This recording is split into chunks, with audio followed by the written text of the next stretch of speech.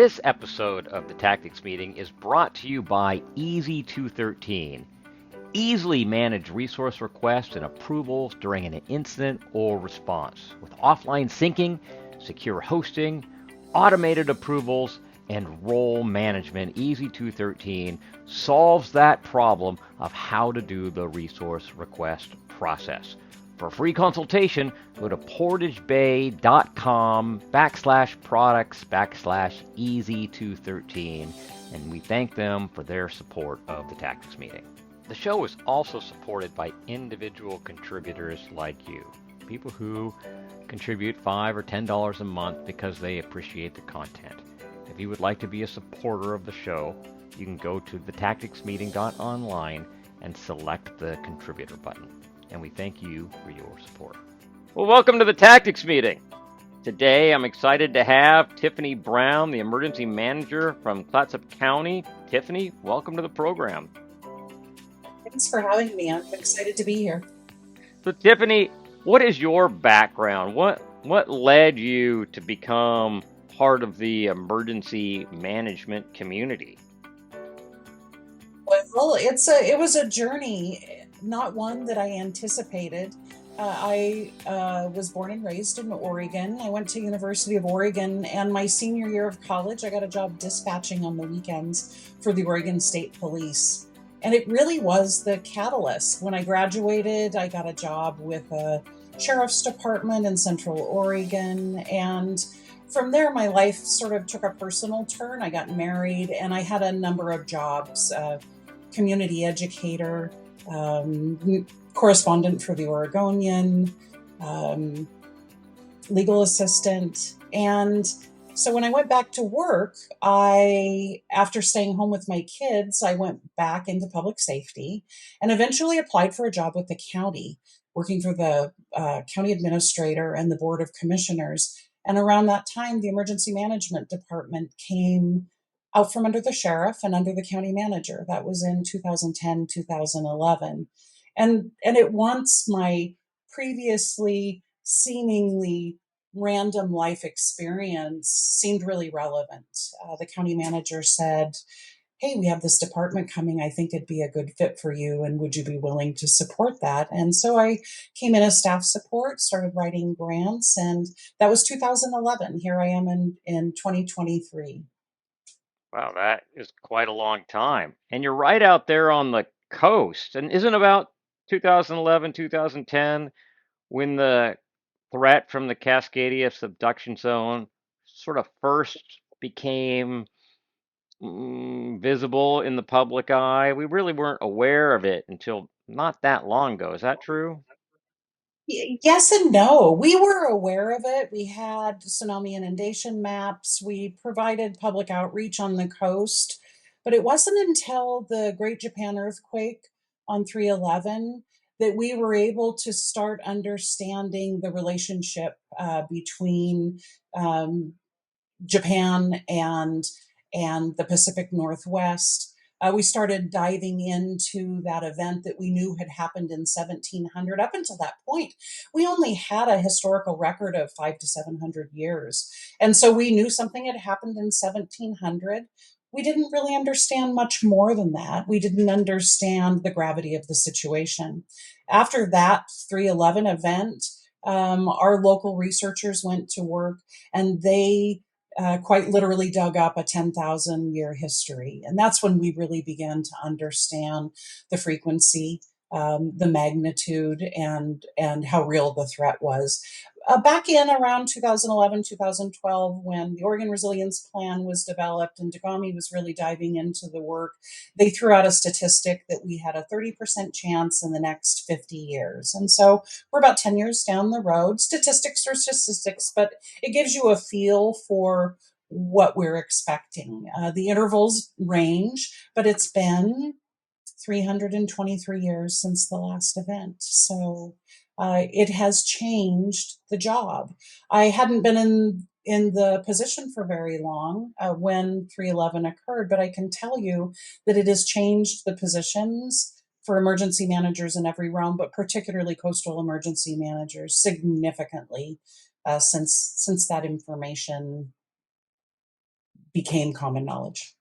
Would you consider Cascadia Subduction Zone earthquake to be your biggest hazard out on the coast? Definitely. No, I'll say that Clatsop County has 10 identifiable hazards, right? Things that we deal with on a regular basis. But Cascadia is the biggest concern because of several things. The first is that it will be the most catastrophic. Yes, we get windstorms and we get flooding, and yes, those hazards appear to be getting worse related to climate change. But the Cascadia represents something more catastrophic than we've ever experienced. Back in 2015, Dr. Chris Goldfinger from Morgan State University was interviewed on Good Morning America, and he likened the impacts of the Cascadia Subduction Zone earthquake and tsunami to 5 Katrinas. So, just to understand the devastation and the loss of life, and to kind of put that into perspective, because we do believe it will be the worst disaster that the country has ever seen. So, So the other big problem with it is there's no warning, right? We don't know when it will happen, and and we haven't experienced it before. So therein lies our challenge as emergency managers on the coast, is getting people prepared for something they don't fully understand. We have people that come from California and say, "Oh, I was in Loma Prieta. I get it." No, you don't. oh, It's a subduction zone earthquake.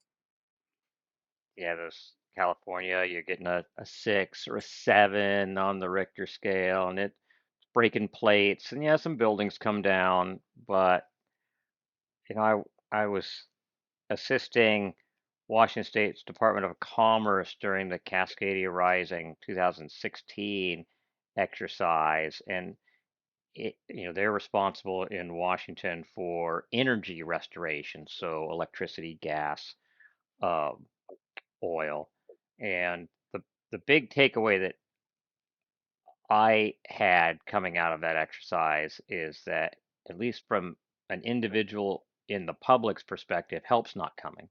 Not soon, anyway. Not soon. And the biggest thing, correct me if I'm wrong, I love your perspective on this, but in my view, the best thing we can do is make sure that individuals take some responsibility and prepare to be on their own. I think for a minimum of 30 days. People talk about having 3 days of food and water, and that may be fine in the winter when the power goes out or whatever. But for Cascadia, we're not talking about 3 days. We're talking 30 days, and it may be longer. What are your thoughts? Absolutely. 3 weeks ready is still a good standard for a 72-hour kit, something you keep in your car, something you keep at work. But when we start talking about this threat, that's nowhere near adequate. Oregon has begun a new 2 week ready campaign, and the coastal emergency managers asked them to brand a 4 week coastal Cascadia logo to go with it, because 2 weeks is not sufficient. Our greatest challenge here on the coast will be our topography and our isolation.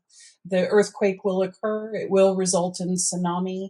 It also results in other cascading effects: landslide, liquefaction, subsidence. We anticipate that we will drop by 6 to 9 feet when that occurs, as happened in 1700. We have a ghost forest out on the spit that tells that story. So it's a lot to consider.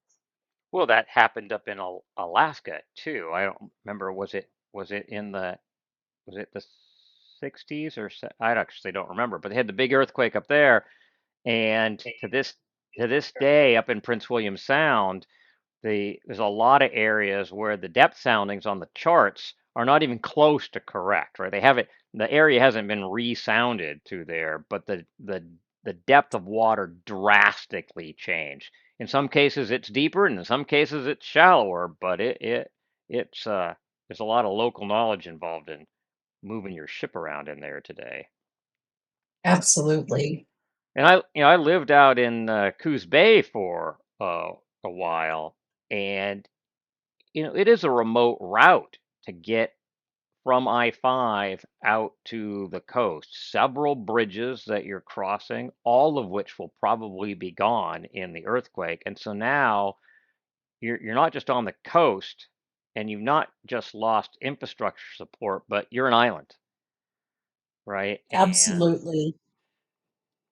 And the people that we normally consider to be our rescuers, our firefighters and police officers, in many cases, we're going to use another word for them, and that word is victim, right? They're not the ones who are going to come to help, right? They're as likely to be uh, looking for help as the rest of us. I love Oregon's campaign and I don't know who coined this phrase, but I dearly love it. Are you ready for camping to come to you? And when you think Yes. about that, right? You're driving down I-5, and then the earthquake happens. And think about it, you're driving along and you're like, this piece of tarmac right here, I'm going to spend the next 3 weeks here, right? You're not going to get off. I mean, maybe a mile to the next overpass or whatever, and all that's going to come down. And am I ready to spend the next 3 weeks right here on the shoulder of this highway? And that's what does are you ready for camping to come to you means, right? Or you're sitting at home and you're watching the ball game, and all of a sudden, shake, rattle, and roll, and the power's out, and there's no more water, and there's no more gas, and there's no more electricity, and the cell phone towers are down, and camping just came to you, and hopefully your house is still standing and you can use it for shelter. Because that's my plan. I'm planning for what I think of as my 80% plan, right? The power's out, the gas is out, the water's out, but my home is still structurally sound enough to provide shelter. Because if it's the worst of the worst, well, I mean, what do you do, right? You can only plan so Absolutely. well. That is, I agree. That's the ideal situation to stay at home. And that campaign is really very clever. At the end of the day, this is less about preparedness, which I think of in terms of checking batteries in your smoke alarms, and it's really about building culture, isn't it? We're building cultural mindsets across a region for something that folks just don't yet understand. And so putting encouraging people to put it into practice in that way, and we do that in outreach events. Try camping in your yard, try just turning your breaker off for the weekend, and or really leaning into it next time you have a power outage. Have you walked your evacuation route? Have you walked it at night? Have you walked it when the weather's really bad? Really, we know this, Dan. Exercise, exercise, exercise. But that same advice goes to the community members we're preparing for these events. Now, you recently did a Cascadia event, which included the United States Navy Third Fleet, which I was super excited about. I wish I could have been there. I wish I'd known that it was happening at the time. What did the U.S. Navy provide in this exercise? What did you learn, and what did you come away with thinking? Wow, I didn't know that. We need to do something better. Oh, so much. You mentioned Cascadia Rising, which was the national level exercise in 2016. And are you still there, Dan? Oh yeah, yeah. Okay, sorry, I'm itching I my put you nose. on. Yeah, You can edit that out, right? yeah. I totally can. It's Allergies. all about the editing. Okay, good. So you mentioned the Cascadia Rising, the 2016, and yes, every level of government, all of the federal partners were involved in that. I didn't mention it, but Clatsop County, which for your listeners is on the northwest corner of Oregon, across the Columbia from the state of Washington, we are the highest hazard coastal county in the state of Oregon, and to Cascadia. That's based on the property and people that we have in the inundation zone. And so in 2016, because we are here at Camp Rylea, which is a military training base, we had about 7 teams come in from across the country to practice what they did in a Cascadia scenario. And that exercise was sobering. if the 311 Japan event served to help us better understand the impacts of an event like this, the 2016 Cascadia Rising exercise helped us better understand our ability to respond to the impacts of that event.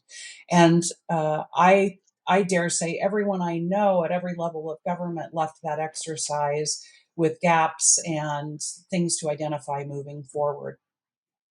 In 2017, we started talking to DISCA officials, Defense Support of Civil Authorities. It's an organization that works with the U.S. Navy to sort of serve as that connective tissue with local government.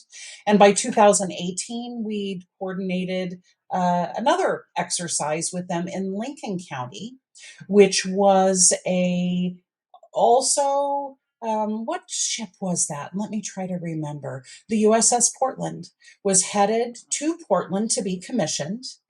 And on their way, what is that, Dan? Remind me, an LPD? On their way, they stopped in Lincoln County and did an LCU, a landing craft utility, where they sent a vessel off the mothership, and it came into the harbor there in Newport, offloaded some public works equipment, loaded it back on, took it up. They went to Grays Harbor, I think, on that same trip, and then went into Portland.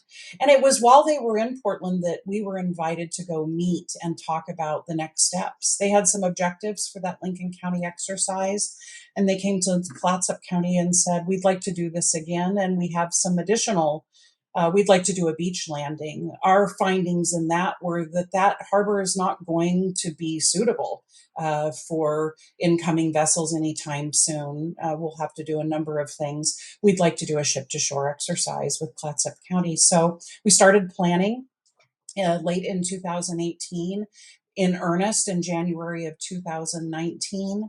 And in June of 2019, the USS Anchorage came up the coast. That is, what is the landing platform dock ships, right? That have that can store vehicles and what, 60 Yeah, and they're storing million ton those. payload. Yeah, and don't they carry the hovercraft, the L-cats that do the So landing? yes, Yeah. and that was our demonstration. So LCAC, the um, landing cushion aircraft, also known as a hovercraft. So for our demonstration, USS Anchorage anchored about 3 miles offshore here in Clatsop County, out from Camp Rylea. We have beachfront here at Sunset Beach, and they sent 2 hovercrafts to shore, and then they offloaded the public works equipment onto the beach. We had about 500 community members on the beach that day to watch the event. And then we were asked to develop a manifest comprised of senior and elected officials throughout the state and region and along the coast. We invited emergency managers and elected officials, and we sent 32 of them back out to the mothership, where they toured for about an hour and a half while people milled around the beach. And it was a great day. We learned a lot. That was really the exciting public outreach event. The value in that event was really, I think, situational awareness for our community. We talk about Cascadia and we talk about how bad it's going to be. But when the Navy comes to town and you're a county of 40,000, I think people tend to go, oh, wait, hey, the Navy's here? We better pay attention to what they're saying is going to happen. I feel like that really occurred. So we had state officials, county officials, emergency managers and officials up and down the coast that went out, came back. But behind the scenes, in preparation for that June event, we had to do landing site assessments. We had to make sure that it was a suitable location for landing a hovercraft. And so that's where Naval Beach Group 1 came in. also affiliated with the Third Fleet, and it was a Beachmaster and a group, and they came up and spent a day with us in Clatsop County and assessed the offshore topography, the onshore topography, explained a little bit about what the conditions needed to be. And while they were here, they said, "Why don't we just look at any place you think would like you'd like to use for a landing site?" And so we talked to the cities and we assessed the area. And when we were done, Clatsop County has uh, 5 previously identified landing sites for the Navy. Will they have to reassess them after the event? Absolutely. But they're based on topography that is not as likely to change. Also, they're all in proximity to where we would need resources. We've got a couple locations that would be great on the Oregon coast, but they're not near anything. And so once we'd finished the Clatsop County project, the Navy said, "Hey, could you help us coordinate this work down the coast?" And so that's what we did. We reached out to the other 6 counties, coordinated through those county emergency managers. And by the following year, the Third Fleet had conducted landing site assessments for the entire coast of Oregon. There are 17 in all, which if you remember, we had 5 and we're one of 7 counties. It kind of gives you a feel for what happens once you get down the coast. A feature of having the highest hazard county is that we also have the most accessible county when help comes afterwards. And so it was a really valuable exercise for us, for the Navy as well. It was a little innovative in that it was direct engagement between local and federal partners. And while all the connective tissue of state and federal partners and FEMA will be present in the event of a Cascadia, getting that face to face with folks and ground truthing assumptions, they're ahead of time. There's just no there's just nothing that will be able to replace the value of what we got in that experience with respect to that. Did they give you an idea? I mean, it's one thing to say, here's the boat, it anchored off and it ran its LCAT in, it got on the beach and offloaded its equipment.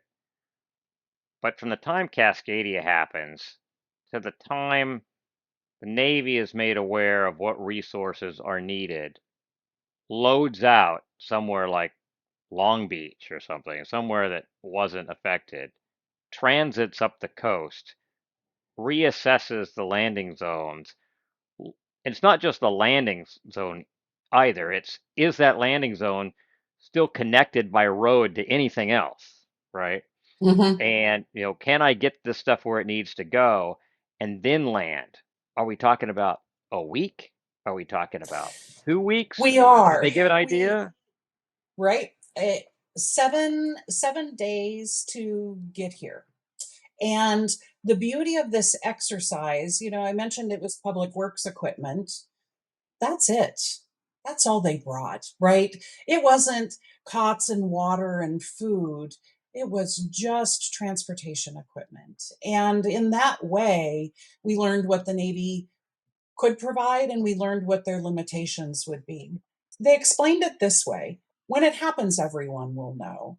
And the work that we've done and the resources that we've pre identified haven't risen to the level of a prescripted mission assignment, but we're moving in that direction so that on the very bad day that it occurs, the Navy knows that we will need public works equipment. We'll absolutely need it, and it won't be coming from the valley. They'll fly someone up as the ship is moving. They'll fly someone up to assess the situation, and so yes, it will be days. It will be days, and that ends up being a really valuable piece of information. We didn't think they were going to get here overnight, and then that ends up being information we've ground truth and that we can share with the community, and that strengthens our efforts to encourage personal preparedness in our county. Another piece that got exercised that I'm really interested in because, as I think uh, I'm an amateur radio guy. I hold an amateur radio technician's license, and I'm currently working with a task force in Washington to evaluate and revamp our communications manual for the area plan. And you managed for the first time to actually have radio communications from the county to the ops center on the ship. Tell me about that. Yes, it was really an exciting part of this for everyone involved. That day we were in Portland in 2018, we toured the ship, and the we went through the comms room, and it was the Oregon Military Department and the Navy. It was a few counties and another agency, and everybody said, "Oh, we have this capability, and oh, and we have this capability," and everybody had such great capabilities. And as we're leaving, I said, I think this is where it happens.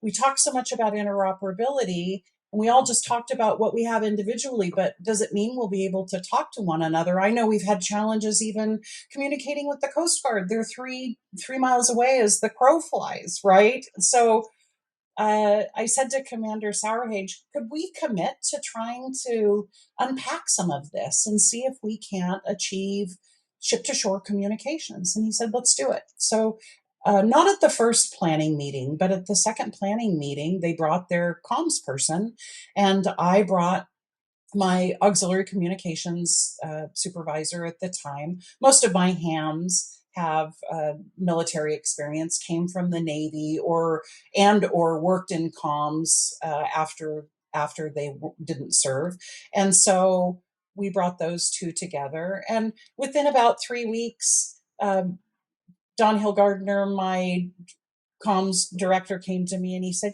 we think we could really use a new HF dipole system. We you know this, Dan. There are several ways to do everything in ham radio, and so Right. they said, we've talked to Hal. Hal's our retired Navy guy, and we really believe that erecting a new HF dipole system at Camp Raylia is going to be our best bet. So we've got a lineman school out here. We've got the Oregon Military Department. We've got these dedicated hams. And so I think by May, we'd erected a new HF dipole system in an effort to talk to the Navy. And we made contact with them the day they were coming up the coast. It wasn't when we thought we were going to make contact with them. It wasn't the number of times we thought, but we did, and we considered that a win. Our new system worked, and the hams were really excited. They don't often have a mission other than nets and fixing their equipment, so it was a real shot in the arm for them. And they were instrumental in building our emergency operations center. Clatsop County has an incredibly robust amateur radio community. I think for a few reasons. One, we have a long history of losing communications due to weather in this county. But we have a long standing ham radio club that's been around for about 80 years. And in recent years, they've really linked arms with our auxiliary communications volunteer group, and they've just accomplished a lot of wonderful things. The club hosts a mesh internet, a mesh redundant network that several of the cities have MOUs with. So we made ship to shore communications. I would not know until later that summer, sitting in downtown Seattle at the senior leader seminar, listening to the Third Fleet report on our exercise. Commander Sourhage said, I've been doing this for 25 years, and it is the first time during an exercise we have achieved ship to shore communications with local government. So just kudos to everyone. The Navy for taking the time to work it out with us. Now we have a pre-identified frequency. So in addition to the work we did with the other counties on the landing site assessments, we said, hey, we got on this channel to talk to the Navy. That's the channel we plan to use moving forward. Why don't you use it as well? Well, what is the frequency? What frequency did they use? Do you guys have a I don't have it off the 205? top of my Do head. you have a It's on 205 our floating around? 205. You bet. You bet. Can you share your 205 with me? I will. I'll totally share it. that would be great. I really want to put together a regional 205, and if this is a frequency that's agreed upon, have they begun to do the same work up down the coast of Washington and California as well? The They're Navy? starting. It's a completely different coast up there. Um, and so they're beginning that work as well. I just heard last year that they were starting to dive into that work with the coastal counties. Okay. So did it end up being a ham radio frequency, or did it end up being just a governmental HF frequency that your hams transmitted on? Because it could be either. I mean, a I frequency don't is a know. I frequency, don't know, right? to be honest. Okay. I'd be curious. Well, that is a really incredible achievement. I mean, we talk in the incident command system about common communications, and it's so rarely true that we can achieve it. So kudos to you and your team for pulling that off. I mean, that is just incredible. So other than Cascadia, what do you consider to be your other large emergency management challenges out on the coast? Well, as I said earlier, the Cascadia has really changed the job. And Dan, we look at most everything through that lens. We find it is our worst hazard, but at the same time, it gives us an opportunity to say, if you get ready for this, you'll be ready for anything. And I think for a number of hazards, our it's that islanding that you're talking about, right? Not only will we be cut off from um, Portland and the metropolitan region on which we rely for everything, fuel included, we will be cut off from one another. The number of bridges in Clatsop County alone is astounding, and the 5 minutes of shaking during Cascadia is expected to render most of them impassable. And so that's our challenge. We'll be separated from the rest of the world. We'll be separated from one another. And how do we start to eat that elephant? Yeah, and it's really going to take days just to be able to develop some situational awareness, assuming that the people like yourself are in a position to support emergency management efforts and aren't victims yourself. And that's the scary part is that all that knowledge base isn't able to help. So people, uh, for all of you who are listening, you really should go to the emergency management websites, download the recommendations, put together emergency packages that will last you and your family 30 days. Remember, it's 1 gallon of water per person per day. I have 2 dogs, so I figured they're worth a person. So, me and my wife and the dogs, that's 3 gallons a day of water. You should see the number of 5 gallon jugs that are lined up in my garage, stacked double high. And then there's a whole, once a year process of draining them and refilling them. So it's a commitment. And my handheld ham radio rides around with me in my briefcase. I mean, it's just there all the time. Because once again, are you ready for camping to come to you? It's all great to have your ham radio on your desk at home or in the garage, but even if you're 2 miles away at Safeway, you might not be coming home. That might be it. It's so true.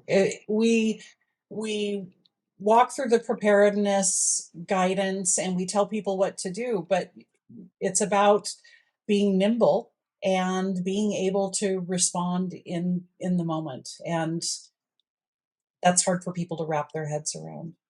I'm going to change gears just for a second. One of the things that me and a lot of my colleagues have been talking about is the next generation of responders. I mean, I'm 58 years old. I got another 10 years or something in me, but when I got into oil spill response, The Coast Guard had a robust environmental program that kind of faded away after 9/11 as they shifted more towards law enforcement and terrorism interdiction and that kind of stuff. And we just and and the other thing that happens in the oil spill world, maybe not so much in broader emergency management, is that all of our work in prevention has really worked. And so we don't get the oil spills that we used to. When I started this, we got like one a week. And so people were able to get a lot of on the job training. Now there's like two a year and they're not even very big. And so people don't really have a lot of experience. And we're all of our industries, whether it's maritime or oil spill response, or we're struggling to figure out where the next round of people are. Do you have those same problems, and do you have recommendations for younger people who might be considering getting into emergency management, or recommendations for young people who maybe haven't heard of emergency management and where they might go to kind of get a taste for it? Absolutely. You asked me earlier about the challenges in emergency management, and I really pointed toward, in that response, Cascadia environment. But we could talk all day about the challenges of emergency management as a discipline. And one of the things that we struggle with in emergency management is that what we do is so broad. And in the world of first responders and public safety, we're a new kid at the table. And and our responsibilities are rarely tactical. And because of that, and because we could be brought to the table for anything, I think there is not a clear understanding of what we do. And so, to fairly characterize that in coastal counties and small rural communities, our great challenge is that we have limited resources. There are very real emergency response needs that are needed every day. And we're sort of the insurance policy, right? Well, we really need this today. We need a new fire truck. We have a houseless emergency. You want that in case this thing happens. There's a 30% chance in the next 50 years, right? So that's a challenge. Um, and the field has grown. We're if I'm When I'm encouraging folks that are interested in emergency management, I really invite them to dive in and unpack all the different things that means, because it means different things to different people, doesn't it, Dan? Emergency responders are emergency managers. Uh, Emergency operations center coordinators are emergency managers. And so I think it really is about deciding what you enjoy doing, where your interests and where you tend to gravitate in that environment, and and then go for it. There are a lot of volunteer opportunities, and I don't mean necessarily Red Cross or CERT or being an amateur radio operator. Those are the classic opportunities, but there isn't a county emergency management office or a city emergency management office that doesn't need help with something. So, if you're interested in county or city level emergency management, that's an animal all its own. If you're interested in perhaps utilities or private sector emergency management, when I think about my Coast Guard partners, that's very tactical, contingency planning work. So, talk to people that do it. It's a broad term. We say firefighter, and I think everyone in the room knows what that means. We say emergency manager, and my mom's not still sure what it means. Yeah, yeah. I had lunch with my mom today, and she's like, "Can you explain to me what it is that you do?" Like, well, just tell them I do oil spill response. That's the best I can. That's the Well, best I that's can do. it. Right. I And mean, I'll send her this podcast, but now that doesn't explain the natural hazard mitigation plan and conducting CERT and overseeing the hams and ambulance service and all of the things we do. It's a broad batch. County emergency management is a great start for somebody who's decided they really want to be in the business and want to touch a lot of different things, particularly a small county. The bad problem about rural county emergency management is that you're doing all the things. But the good thing about it is you're doing all the things. You really get to touch a lot of different things and have a lot of different experiences that you might not if you worked in a more urban area or for the private sector or something where you were really more acutely tied to certain tasks and responsibilities. Great. Well, it's been really amazing talking with you. This is the work you're doing out on the coast is amazing. That exercise with the Navy should be a template for emergency managers all up and down the west coast of the United States and Alaska, and I commend you for your efforts. Tiffany Brown, Clatsop County Emergency Management, thank you for coming on the show.